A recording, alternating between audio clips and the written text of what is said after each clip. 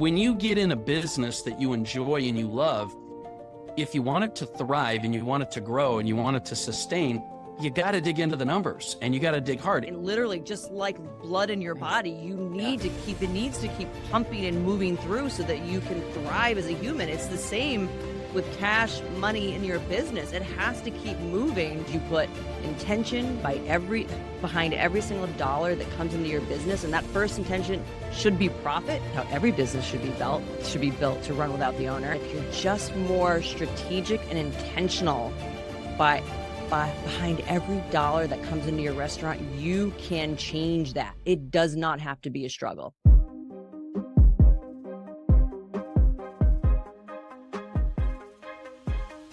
Okay, welcome back to the Daily Mastermind. George Wright III with your daily dose of inspiration, motivation, and education.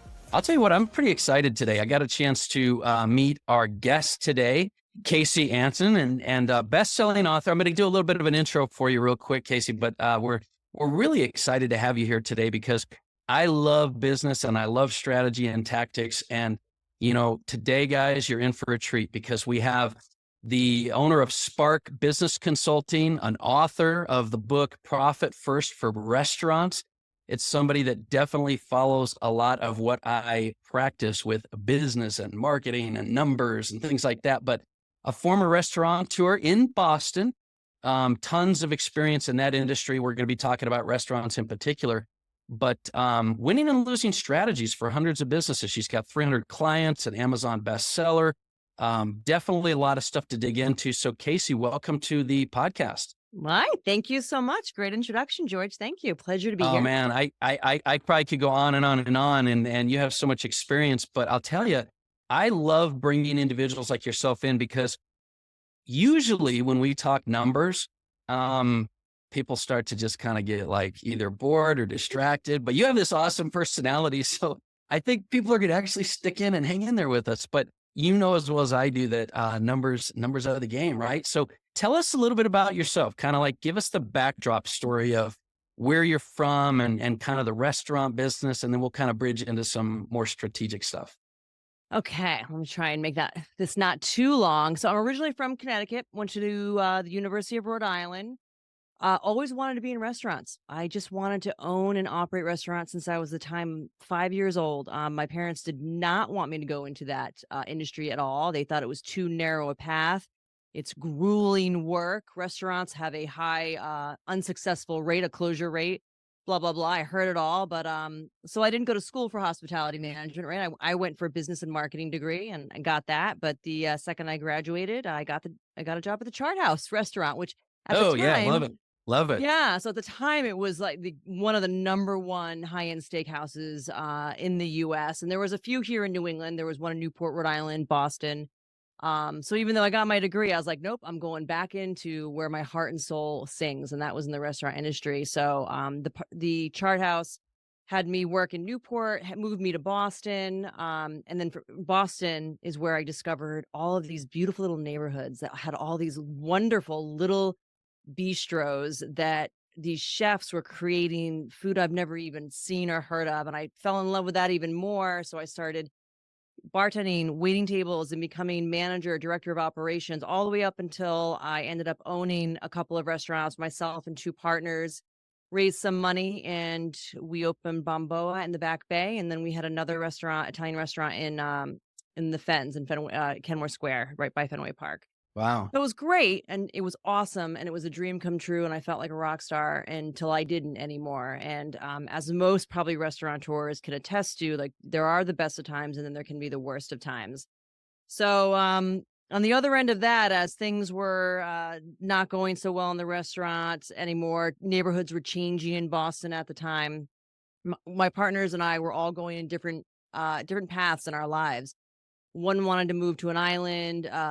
The other one, I'm not even sure. He just didn't want to take work seriously. And I had just gotten married and had a child. So we ended up selling the restaurant before we had to close it. So that was good. We sold the restaurant, went our separate ways. And I thought, what am I going to do with myself now? And I'm going to miss my beloved community, but I'm home with a baby and thought, what can I do? All I've known is restaurants other than college. And I thought, oh, you know what? I ended up being darn good at those numbers because I had to be in order to keep those lights on for as long as I did. Yeah. So I thought, well, maybe I can help some other small businesses figure out their numbers, their accounting, and that's started a little company. And then it really grew like wildfire. And I learned a few things from doing that. One is that your average business owner knows nothing about numbers. Some don't even think they're that important. Newsflash, super important to understand your numbers for more reasons than you can imagine. And two, that it translates to almost any industry because the math stays the same. 2 + 2 is 4 Right. no matter where you go. And understanding logic and following the money is the same. So I was able to grow so fast. People needed me. They needed what I do. But I think that I was a little bit different than your typical bookkeeper accountant. Um, and that I actually cared. I had to think that's just the way it is. We work with a lot of CPAs because we don't do taxes, right? So we partner with Yeah. every one of our client CPAs. So that's almost 200 different CPAs, more so, that we work with. And they're still like, attached, please find your 2022 taxes, the end. Like that's Right. it. And that you will Right. never find anything like that from us. When we're ready to give financials, we're going to say, hey, let's sit down. What are you doing here? What happened last month? Where's your payroll cost this high? What's going on here? Hey, or that's kind of what you hear, or you might hear like, congratulations on that launch. You just killed it. And this labor cost, what? Good job. Let's have 12 more Julys. Like, so you're going to get, a cheerleader and you're going to get a coach and you're going to get somebody that, is going to tell you like it is. And I think that's why every one of our clients is from word of mouth, from a referral, because we give it to you straight. We talk your language and we make you understand that numbers can be fun, but they also are super important. So I Yeah, mean, I that's love it. I love that you said that because you made a couple distinctions I want to point out as people are listening here. Number one, there's a big difference between tax preparation and tax planning and tax strategy Oh, yeah. and numbers. And people need to understand that when we're talking about numbers, we're not just saying like your accountant's doing the books, right? You've got to be very strategic. And this is a hard message for some people to accept. But the bottom line is you may or may not like numbers, but that's not really the point. If you want to be successful in business, the numbers are what drive the business. So being strategic and proactive with numbers are different than just doing your numbers for your taxes. But I like that you said you Mhm. can have fun doing it. Look, I mean, when you get in a business that you enjoy and you love, if you want it to thrive and you want it to grow and you want it to sustain, you got to dig into the numbers and you got to dig hard. And I always talk about finding someone that you can work with, whether it's a tax professional or financial professional that cares about you and your business as much as the numbers. That's huge. And you feel like that's been Key. a big reason for the success you've had, right? 1,000% it has. And actually, even to this day, and I've owned Spark for over 15 years now, it still shocks me when I come across a CPA that you clearly could tell does not care. You're talking They're about like just in the there to do business another itself. what's that? You're saying like in the business itself, a CPA, or you mean outside the business? I mean, CPAs that an you come outside across. CPA that any Yeah. one of our 200, 300 plus clients, hire to do their taxes, they're just like, just give me the books. All right, here's your tax return. Goodbye. Like, what? Like, Do you there's think so that a much lot of more that goes businesses on. Hmm? Yeah, do you think a lot of businesses though that because you work with a ton of business, you've worked with thousands of businesses. Yeah. Do you find that most of them kind of just are not passionate about the numbers? How do you because you are and you understand the significance, and I know a lot of businesses, they just don't put as much on the numbers. Do you feel like you have to kind of like drive that a little bit? Or what is that one of the reasons a lot of businesses that you find are not doing as well as they should?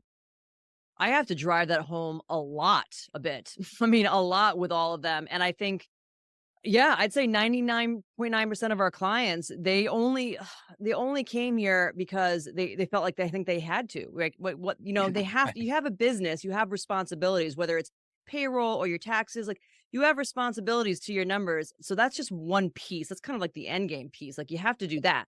But I mean, it's a tool. Like money is a tool for you to Yeah. use in your business and it can tell you so many things and it's just everything. I mean, cash flow they say is a lifeblood of a business, right? And literally just like blood in your Yeah. body, you Yeah. need to keep it needs to keep pumping and moving through so that you can thrive as a human. It's the same with cash, money in your business. It has to keep moving Yeah. and you have to be intentional. It can't be something like, okay, well, I'm going to open this store and I'm going to unlock the door and I turn on the lights and I hope people are going to show up. And if they do, I'll take their money and then I don't know what happens after that. Because I feel like I do see that a lot. And that is not being intentional. Like, no, that's not a business model.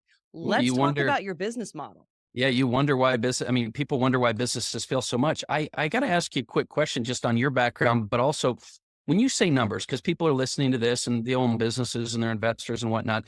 When you generally are working with a client, and I know it's all of the above, but I want you to give kind of a level of priority. Where do you prioritize cash flow versus, financial statements versus are you digging deep into KPIs for the business, like key performance indicators for their money? What do you generally look at, and what is it that you prioritize for a business if you're having them monitor their numbers? What are some of the top priorities you like to throw out there? Okay. So I don't, here's a bunch of top ones, I not a know it's a lot, but lot let to me go through them. unpack. Yeah, Hmm? I know What's that's a that? lot to unpack. So I'm just kind of Yeah. curious. You're at a real strategic level and you wrote a book on profit first. Yeah. You drive in and say, because I'm a big fan of, I believe that a business lives on cash flow. Cash flow can sustain you through periods of time when you don't have the financials the way you want them, but that's such a big deal. And if you're not tracking your KPIs and your real key performance indicators of your business, the numbers, right? You don't have a heartbeat on your business. So I'm Yep. curious from your perspective, what you prioritize when you go into a company. Yeah, I love this question. So I'm going to go over with you how I do a diagnostic review. If we have a new client coming on board, they send me their books they get a diagnostic from me. And here's where I start. I start with the balance sheet all day long. And most people don't want to look at a balance sheet, but the way I explain it, I think it's in human terms they're going to get it, right? So your balance sheet is the spine. It is the backbone I of love your it. business, right? And everything stems off of the balance sheet. So I got to start there. And when I'm reviewing a set of books, I want to see how strong it is. Now, at the top of your balance sheet, you're going to have your assets, right? Which is going to be your cash, your bank accounts, your savings, AR, accounts receivable, who owes you money, your fixed assets, any, vehicles or equipment that you have. So I want to see what's going on in this business. Are they strong cash wise? Sometimes I see they might have 30 cents in their bank accounts, and that's not all that strong. Sometimes Yeah, they have yeah. millions. So I start there and I go down the spine, and the other half of that balance sheet is your liability. So I'll say, okay, what kind of credit card debt am I looking at? And are they paying it off every month or not? If they're not, that's goal one, really. Like, all right, we got to get this thing Mm. paid off because credit card interest is stupid and I can't stand Yeah. seeing that in a business. Wasted Then money. Yeah. wasted money drives me nuts. So then we move down, we'll look at some other liabilities, some of the loans they might have taken out, and then I'll start seeing some of those high interest loans. Like, well, I'm probably not going to name any, but there are some type of usury type loans where they end up paying back about 40 to 50%, right? So if I see that, I know, oh, this business has been in trouble and they didn't know how to get out of it themselves. And then you move down to the bottom of the equity part of the balance sheet, and then right there, that very last line or second to last line, it says total equity. That number is the final number that I will highlight to a client because what that number can represent, and it's not the whole story, but it's a part of the story, is if they had to shut down their business on that day, the day that report was run, Right. and they had to empty out all their bank accounts and collect all the money that was owed to them, and then pay off those credit cards and pay off everything else, what would they be left with? And that total equity, if it's a few $100,000, depending on the business, good for them. But I want to see that keep going up. Oftentimes, maybe 50%, it's negative. Right. And I can tell you, and I always know right now why it's negative. And it might be the first thing that I point out. This is negative because you have too much debt in this business and your business doesn't produce the cash to pay that. So then we're going to go over to your profit and loss statement. And that's more the story. It's super important, but it's not your spine. It's the story of what's going on in your business. So then I'll start from the top down and I'll go through like, what's your Gotcha. revenue? What was it last month? What was it last year? Where are we year to date?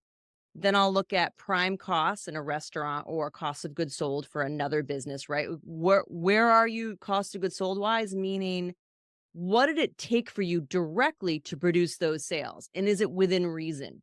And across industries, I can tell you right off the bat what's within reason and what's not. As a matter of fact, yesterday I was looking at a set of books. It was for a service-based, it was a law firm actually.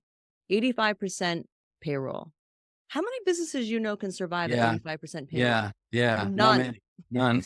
None. It's not even it's not even a thing. Like I Yeah. can't even imagine one is because that And doesn't yet make it together. businesses, I got to add this and yet businesses operate every day without looking at all these numbers, and they operate every day in positions like that. Some of them not for very long, and they Right. just don't know. They Just know and don't know. they don't identify that, right? They don't identify that. They just don't know what they don't know, and why we have plenty of work, right? So then if I go down, I go down through, so I'll identify some key percentages of what's too high. Mhm. If it's a retail, it might be their occupancy cost. Maybe they got some huge store and some high-end strip mall or whatever it is, and they don't have the sales to support it. Guess what? Dump that lease right now, or you're gonna go bankrupt. So there are things like that. Then we get to that bottom line, that net income, the profit. And here's the thing. This is probably one of the most common things I get from businesses is that bottom line might be positive. It might be 10, 15, 20, $50,000. And they'll say, yeah, but where is it? I can tell you exactly where it is if you'll just sit there for a second and listen to me. Right? They always say, where is It's it? always in the numbers. It's on this balance sheet. It is attached to your debt or your owner's draw or your shareholder distribution. That's where it goes. You know where it should be? It should be in a bank account that you point to and say, there's my profit. But if you don't take that, if you don't Yeah. deliberately put that Yeah. money aside and Yeah. call it profit, then it's just going to vanish into thin air. This is one of the things I love about Profit First and why I Yeah. wrote the book for restaurants, but I love the book in general is because you put intention behind every single dollar that comes into your business. And that first intention should be profit because a business can't survive without it. It can't pay their debt. It can't service their owners. It can't grow. And I don't think we put enough attention there. So that's what I love about Profit First. But that's kind of how I read the balance sheets. I don't even get over to a cash flow statement because Yeah. the way Yeah. those are, Yeah. that's when the eyes start to roll back in people's heads. Got it. So I just explain it a different way.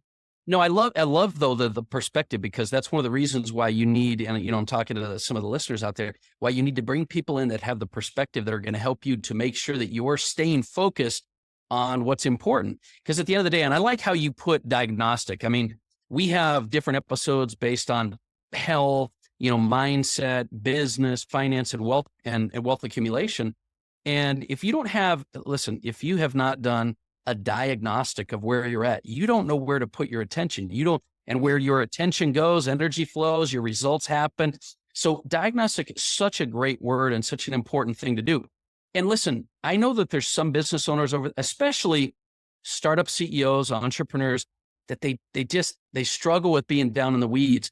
But that's one of the reasons. And I think there's an importance by having a good team, whether it's outsourced, inside, whatever it is, because you don't have to be an expert in everything. You just have to prioritize the things that are important and bring in experts that do that, which is obviously why your business is done so well. I love how you bridged into Profit First because I'm a big advocate of the book. I really like the message and things behind it. What made you decide to write a book versus you've got your clients, you've done the restaurant business, you've gone into this. What made you decide to write a book, and where are you going with that? What's your goal with that? This is probably going to be a terrible answer, but I mean, it's the truth. And if I'm not anything, I'm truthful. Okay. So when I was talking to the original author of Profit First, Mike Michalowicz, like I said, he was my business coach for a few years ago, and he approached me about writing it. I was like, I am never writing a book. Nuts! I'm writing a business. Had no plans on it. Fast forward a couple of years later, my business was running on all cylinders. It was doing great. I moved people up into the higher positions. It was running without me is how I built this. By the way, it's how every business should be built to run without the owner. I've Yeah. always known that. So I built it to run without me. It had been running without me. So I was kind of looking for another project. I was looking to open a restaurant. I'm like, I don't know. My kids are in school. I gotta be around for them. And I looked at some business opportunities. I wrote a couple of different business plans, kind of a hobby of mine. I like to write business plans. So I wrote a few. Couldn't figure out, but I knew I needed this project. I just didn't know what it was. And then one day, about 2 years ago, I'm on a call with Mike for something completely unrelated. And I just literally, George, it was like a light bulb went off in my head. I'm not even kidding. And I sat up in my chair and I went, Mike, did anybody take the derivative for Profit First for restaurants? Because by now, a bunch of people are writing the other derivatives. He said, Yeah. well, let me check. He called his assistant, got back on the phone. He said, nobody's taken it yet. And I had said, that's my project. And not only because I Wow. was looking for a project and I needed it. By this time, I had run into a few other people in the Profit First community or kind of surrounding community that also were servicing my beloved industry of hospitality and restaurants. Mm. But I didn't think they don't love it as much as I do. They weren't in it they don't I didn't get the vibe they cared like I cared, and I was literally worried that one of them would take the rights and wanna write it, and that was my book to write. That was Wow. for Yeah. me. Like, It that's just my love. resonated with you, and it stacked up all your experience too, right? Going from restaurants to numbers to, Yeah. yeah, your mentoring with Mike. I mean, obviously that all worked kind of to your advantage. So you released the book just back in June, right? Mhm. And obviously went right off the charts and everything, Yeah. and you really loved it. And now your goal and your mission is really to help restaurants thrive, which I got to just ask, that has got to be one of the hardest businesses to make work, right? Like, I'm just saying what I've heard is it is. Why is that? Is it just because give me your thoughts on restaurants in general There's as a business choice? Yeah, because if you put up a restaurant, I mean, even just financial reporting wise against almost any other, there are so many more moving pieces, meaning more expenses, more things to look out for in a restaurant than there are in almost any other business out there, especially a service-based business. But even with Yeah. general contractors, it's just restaurants have a much longer P&L. There are just more things to hyper manage. And it is a business of nickel and dimes. Overall, you're just, I mean, I have a whole story in a book just about to answer this question because even though you might be able to charge $50 for a steak, that's not a $50 profit, even if the Right. steak only cost you $15 to buy. I mean, you have think Yeah. of all the The unit people, cost the itself is valet, different like than, yeah. you had the sommelier, the chef, the dishwashers, the porters, the prep cook. I mean, there are so many moving pieces. Again, all have to be managed and all going toward making one steak. You Wow. better sell a hell of a lot of steaks to make any profit, which is why the profit's so scarce there. So it is a very tough business. And it's kind of ingrained that way, but I'm trying to shift that mindset. If you're just more strategic and intentional by behind every dollar that comes into your restaurant, you can change that. It does not have to be a struggle. You don't have to Yeah. struggle to make it in the restaurant So business. it's ironic and interesting that, and I'm guessing, I don't know the answer to this, but I would think most people start restaurants because it is something they love or they're passionate about. Because I can't think, if you're looking by the numbers, hey, let's do a restaurant, that doesn't come to the top of the list. So they're probably the most passionate about it. And yet it's probably the most difficult thing you could do with your passion. And what you're saying is using the numbers pretty much like any other business, though, you can really ensure your success. And I love that. I really think that's pretty cool uh, overall. So so that's feeding your real purpose behind this book, it seems like. Yeah. It really is. And it's, to speak to what you just said, I had put that in the introduction of the book is that nobody starts a restaurant because they're looking to start a business or build themselves a job. They start a restaurant because they're building a dream. It's always about passion and a dream. And it's always one where you're stuck in the mire and, beating your head against the wall. But there is a different way. And I hope that I Um, explain it in the book well, because there really is. There's so many great things that will come out of implementing this profit first system for restaurants in your business that it'll change your world. It changed my world and I don't even own a restaurant anymore. And it changed my world just doing it for my business. So I know it'll change restaurateurs' worlds. Well, I love that. And I'm going to ask you kind of a general question, and this is kind of really random as well. You've helped thousands of businesses. You're passionate about restaurants, but it kind of begs me to ask the question, because you've seen so many different businesses and you're really a numbers person. Right now, what type of businesses are you seeing working? Like, what type of businesses do you think are the best ones to start? Like, give me just any or strategy tip, kind of like in the current marketplace. What are you seeing from a numbers person as really the best industry sectors business to go in? Do you have a take on that at all? I didn't know whether you would or wouldn't.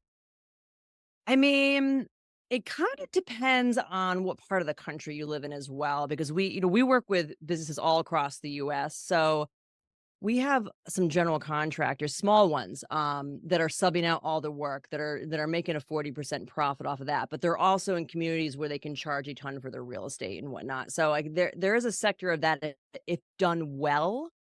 If done well, meaning you actually reply to your leads and your customers, you Mm, create a customer experience that people want to follow and feel engaged, feel seen, feel like they matter. Like there's so that I can see if you do it well, you can make a lot of money there. Any service-based business, actually, I'm kind of in love with because that is really where you can make some fat profit margins because you Yeah. don't have a lot of inventory. So that's kind of where it's probably why I ended up not opening another type of brick and mortar business myself is because I see like, oh, like, even if I do it, it's passionate, the margins are always going to be thin. Like they're never going to be crazy.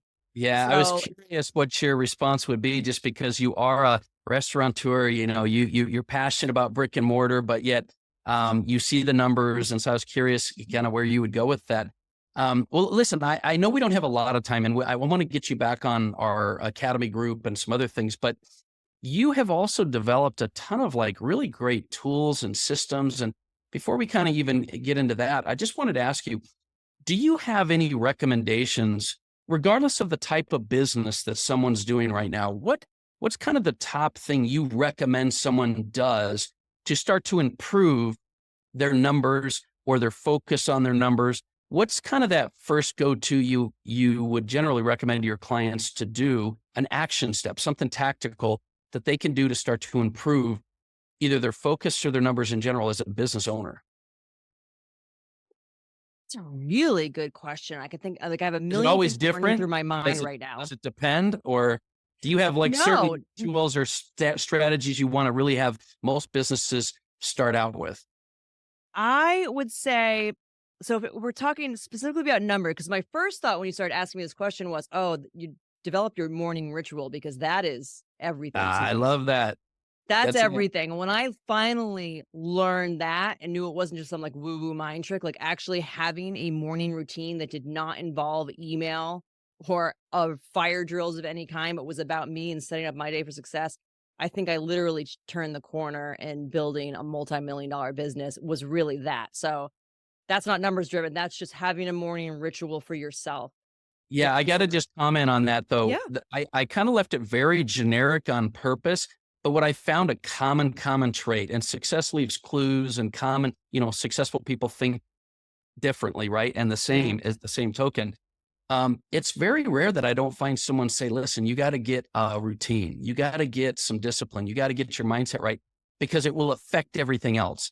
And so I Yep. love that you said that, especially the morning routine. I'm a big fan of morning rituals because I think, even some people, they're like, oh man, numbers, how am I going to get focused? Listen, when you get your routine and your morning or your daily rituals in line, the things that are important will become things that you do better at no matter what. And I love that. Hmm. I love that. So, okay. So back to maybe something more Yep. strategy or tactical. What would you recommend for somebody that maybe isn't really focused heavily on the numbers, but they need to start doing it? What should they do? So I think they should outline their business model. And here's what I mean by that. They need to get back to basics. I'm very, very big into keeping everything simple, simple, simple. Get fancy later Right. if you absolutely must. But I like simple. So, depending on whatever their business is, doesn't matter what it is, I want them to walk through their customer or client's mindset. What does your average customer pay?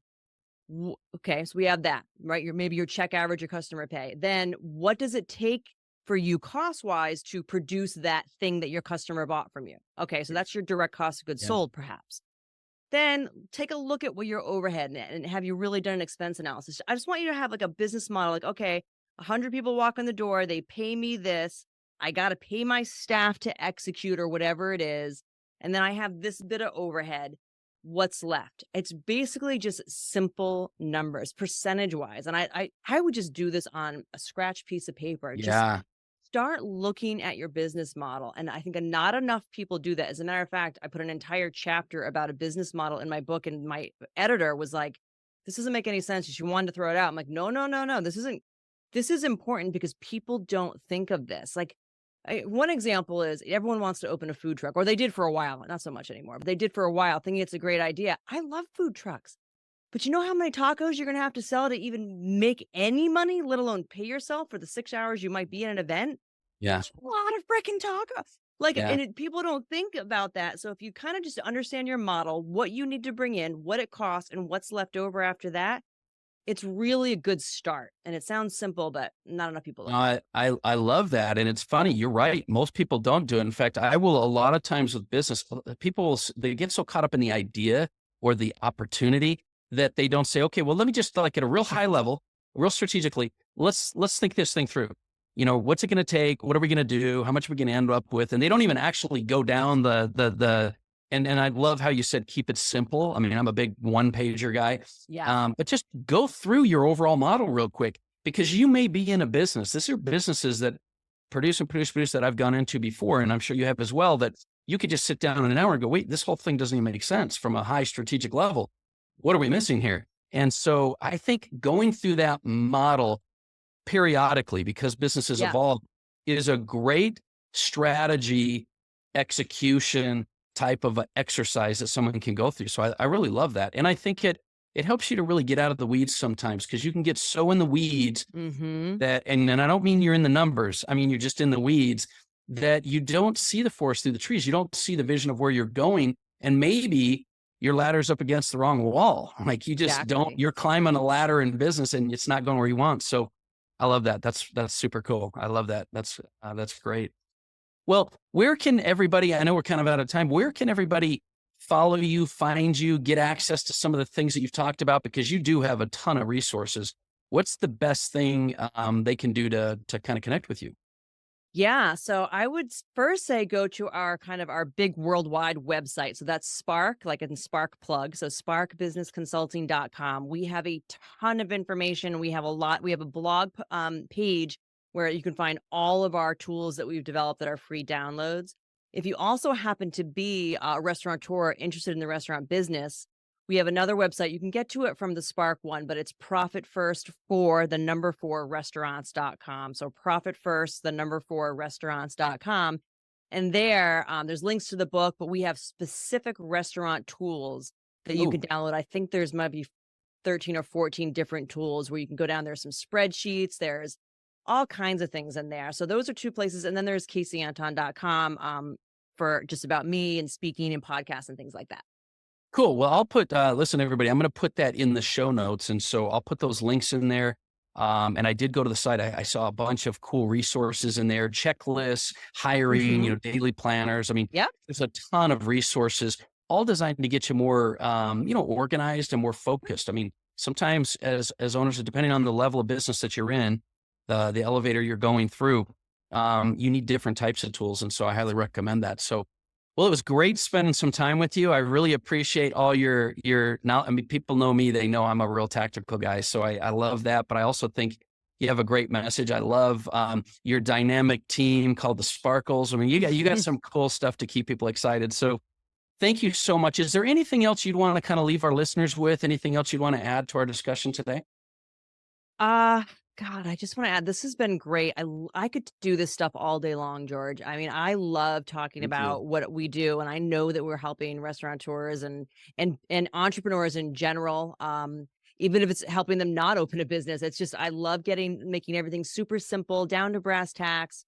But we're also cheerleaders and coaches, so I love that. I would say if anyone is interested in how I've built in the top 1% of all bookkeeping and accounting firms in the US. So definitely go to the Spark Business Consulting website, because I basically have my whole story on there of how I did it and gave you the tools that I used to get there. So I love it. And that's the whole point behind our show. Listen, everybody, we appreciate you being here with us. And, just remember, I always say it, no matter what level you're at, whether you're struggling, whether you're overcoming obstacles, whether you're crushing it and you want to go to the next level, it's really never too late to start living and creating the life that you want to live. And so if you haven't been, all over your numbers, start today. There's a lot of great resources. It's never been easier to get information like, Kasey's talked about. So do me a favor, share the show. If you have any questions, you can hit me up on the Daily Mastermind at Facebook or Instagram.